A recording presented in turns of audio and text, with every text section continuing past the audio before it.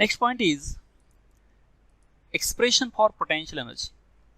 तर आपण पोटेन्शियल एनर्जीचं आता आपण एक्सप्रेशन इथं कॅल्क्युलेट करणार आहोत. त्यासाठी consider this diagram and corresponding animation of this diagram. Now here let us consider the electrostatic field due to a source charge plus q placed at the origin O. आता हा O हा origin आहे. ह्या ओरिजिनला plus Q charge ठेवलेला आहे आणि या plus Q चार्जच्या सराउंडिंगला जी इलेक्ट्रिक फील्ड आहे ही इलेक्ट्रिक फील्ड तयार झालेली आहे. ही इलेक्ट्रिक फील्ड आपण आता विचारात घेणार आहोत. Let a small charge plus q naught be brought from point A to point B at respective distances r1 and r2 from O against the repulsive force on it. तर हा Q not charge आहे.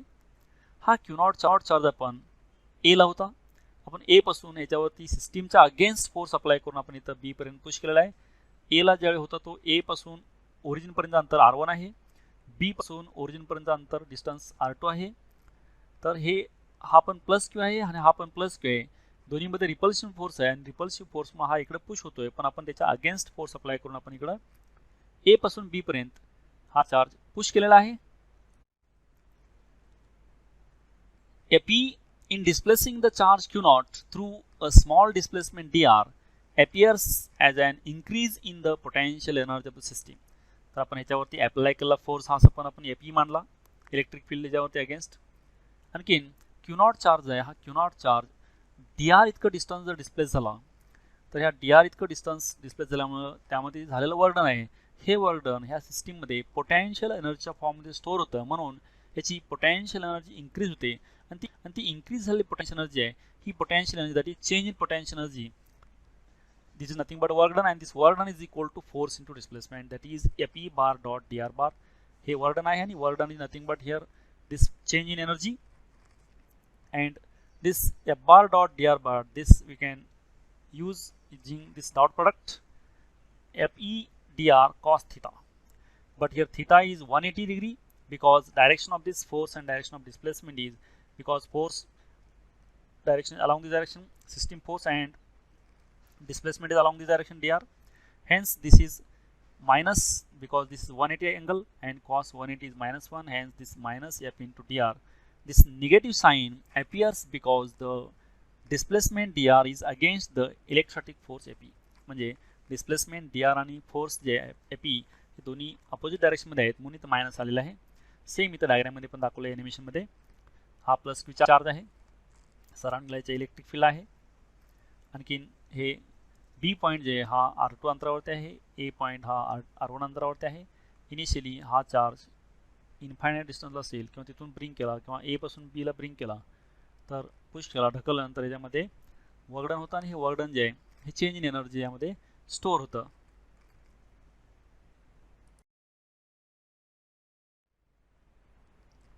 For the displacement of the charge from the initial position A to the final position B, the charge in the potential energy, the change in the potential energy delta U can be obtained by integrating du.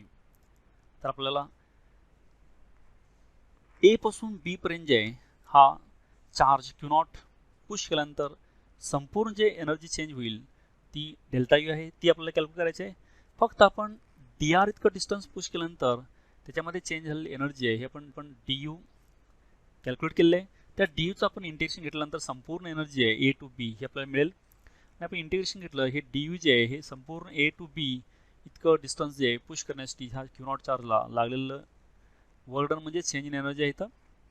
तर आपण हे integration करणार आहे. r1 पासून r2 पण आपण push केलेलं आहे इंटिग्रेशन du, पण du ऑलरेडी आपण कॅल्क्युलेट केलेलं आहे. F bar dot dr bar putting value of this the electrostatic force that is Coulomb force between the two charges separated by distance r is. तर दोन charges जे आहेत separated by distance r त्याच्यामधला Coulomb force जो असतो electrostatic force तो Fe bar equal to 1 by 4 pi epsilon naught Q naught upon r square into r cap minus, where for a system of 2 point charges. तर दोन system point चार्जेससाठी du जे r1 to r2 du हे इथं आपण घेतलं du ते. तर हे du ची व्हॅल्यू पुट केली परत F bar, AP bar dot dr bar. Then this AP is here. This is minus 1 by 4 pi epsilon naught q naught by r square into r cap. This is the AP and dr as it is. Now taking constant term out of this integration sign आपण ज्या constant terms बाहेर घेतल्या, remaining only variables are only 1 by r dr, and this remaining terms are as it is, this 1 by 4 pi epsilon naught q naught, and integration of 1 by r square dr is minus 1 by r, upper limit r2 and lower limit r1. Now putting values these, this minus and this minus gets cancelled, this is plus, then putting value of upper limit minus lower limit, this r value is upper limit, that is r2, minus lower limit is r1, upper limit minus lower limit. Now the change in potential energy is equal to work done WAB against the electrostatic force. आता ही जी change in internal energy आहे, ही change in internal energy म्हणजेच work done असतं. This is work energy theorem. According to work energy theorem, this change in internal energy nothing but work done,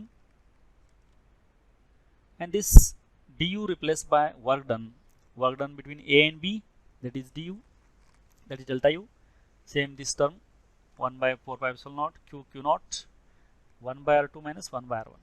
This is work done required to push this charge q naught from A to B.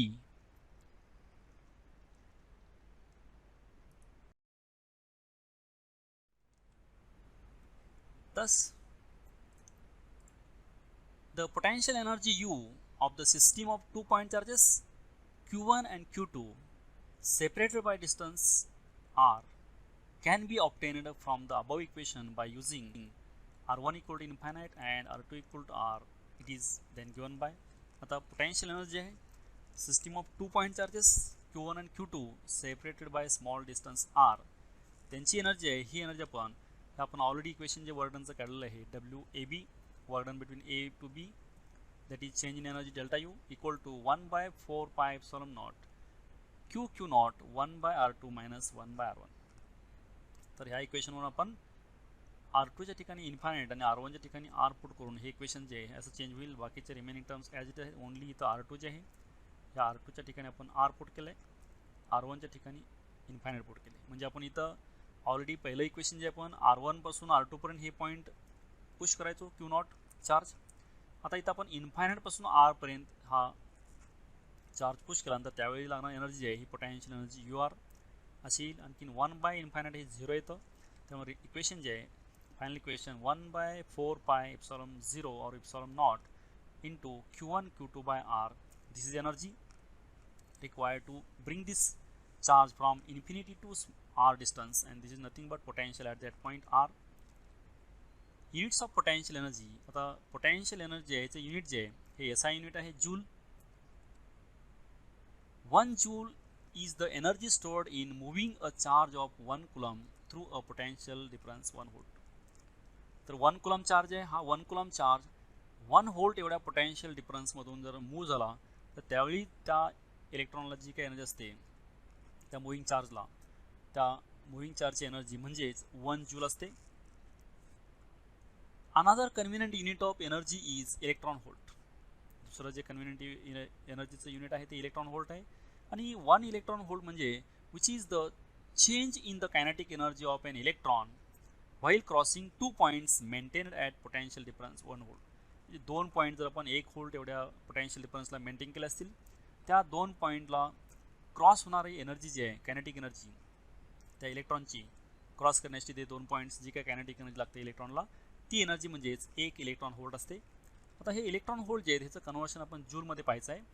तर 1 electron volt is equal to 1.6 into 10⁻⁻19 joule, और other related units are 1 million electron volt is equal to 1.6 into 10⁻22 joule, और 1 kilo electron volt equal to 1.6 into 10⁻16 joule.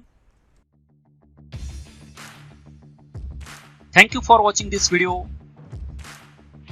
Keep watching videos and don't forget to subscribe, like and share.